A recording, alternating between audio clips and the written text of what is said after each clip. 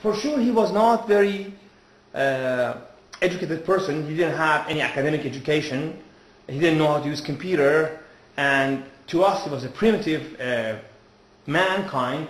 But he was a knowledgeable man. You know why? Because Ray looked at his surrounding. He saw rabbits, he saw wolves, he saw grass, he saw rain, he saw sky, and then he started to make a connection between these elements. He told himself, wolves eat rabbits, rabbits eat grass. Grass grows from the soil, on the ground. Grass needs rain, rain comes from sky. So by this basic connection, then Ray told himself, well, if I kill all the wolves, then of course the population of the rabbit rapidly is going to be increased. What will happen next would be rabbits going to eat all the grass, will be no grass, and two bad things will happen. Number one, rabbits would be with no food. They're going to die. Which we, like a human, we eat rabbits, so we'll be out of food. Number two, if there's no grass on the ground, when the rain comes, it creates a flood and destroy our residents. By making these executive decisions, he could save himself. Now, sadly enough, today, in our beginning of 21st century, we are not sometimes going as far as primitive Ray cavemen did.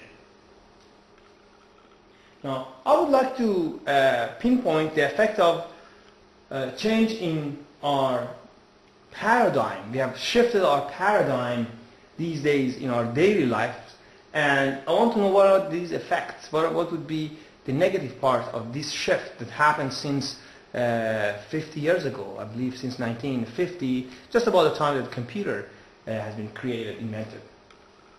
I would like to say the effect on nature, then of course the effect on each others, and the effect on ourselves. Now, talking about effect on nature, everyone has heard about global warming. That's the hottest topic these days. There are all controversies about global warming. Is it true? Some of the numbers are made up, so is it really what we are told? There are, again, questions about global warming concept, but the fact is that we have seen drastic change for the last 10 years, and this is an evidence of something with a higher magnitude just about to happen. I think this is a very interesting slide printed by Cambridge University in 1996. This shows that sun, as we can see here, when radiates, solar energy contains 240 watt per square meter. When it comes, a part of that will be reflected right away, and another part is going to go and reach to the surface. From here, some part is going to be again reflected, and the other part would be saved and absorbed by the earth. Now, from that reflected part, it used to be that it goes out of atmosphere, but now due to a layer which is called greenhouse gases, including carbon monoxide and carbon dioxide, this reflected from the earth or ground photons of energy would reflect it to the earth, and that thing's bouncing back like a pinballs, and the result will be the earth is absorbing more energy, it gets warmer, and this is what it calls global warming. We are all familiar with this fact. Now, we know that the temperature of the earth is increasing gradually, perhaps by 10th of a degree.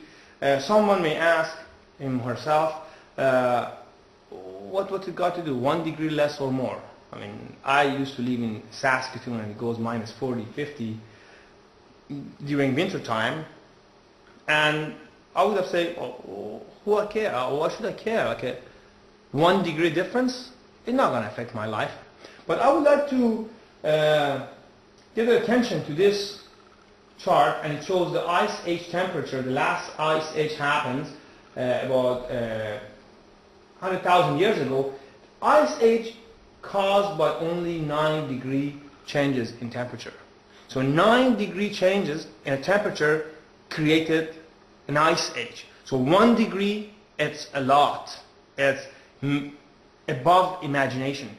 It can have such a great impact that the result would be devastating. Even 0.1 is a lot. This is an interesting chart. Although in terms of mankind, we know that the man has been around for several 100,000 years. But what do you know about the history of mankind goes back to only 3 to 5, at most 10,000 years. So we don't know about civilization prior to 10,000 years. However, scientists could reach to the amount of carbon dioxide concentration on the earth for over 400,000 years. I'm talking about 400,000 years. That's a long time compared with what we know about the history of mankind, which is approximately 10,000 years.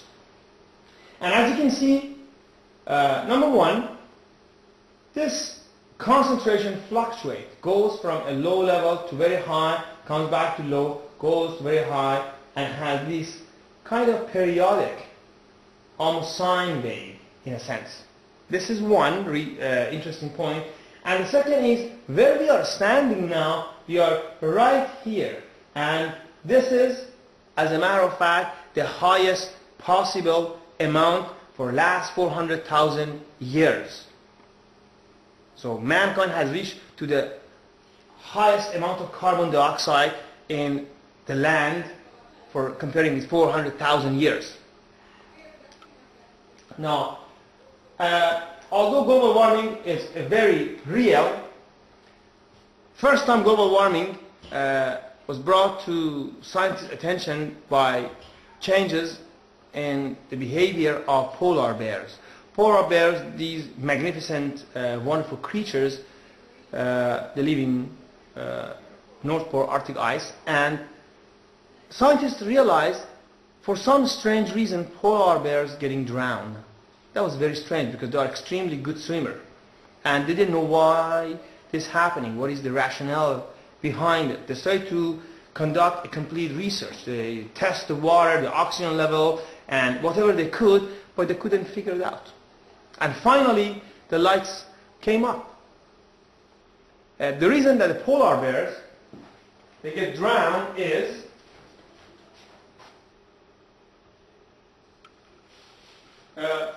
that polar bears need to swim a long distance, up to about 100 miles to get to where they want and to hunt.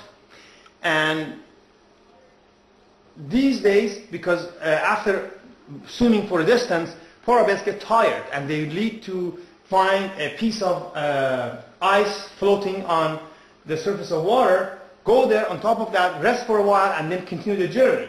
But these days, because of the fact that we have global warming and ice are melting rapidly, polar bears cannot find a thick enough ice that carry their weights.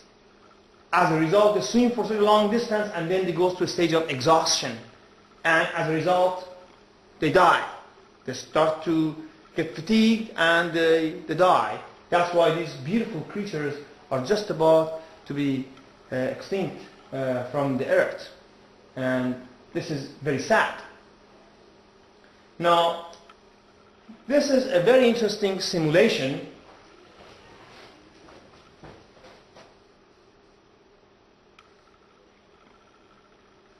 that has been done, I believe, by University of North Carolina, and this shows actually the Arctic ice, and you can see as the time goes on, this would be smaller and smaller, and by 2050 it will be totally finished. Similar simulation has been done by other universities, and we can see the same thing as time goes, and these are all real-time simulations that have been conducted, where you can see how this Arctic Sea in the summer has been minimized, and by 2050, just about the same time that the other simulation predicted, there would be no Arctic ice. So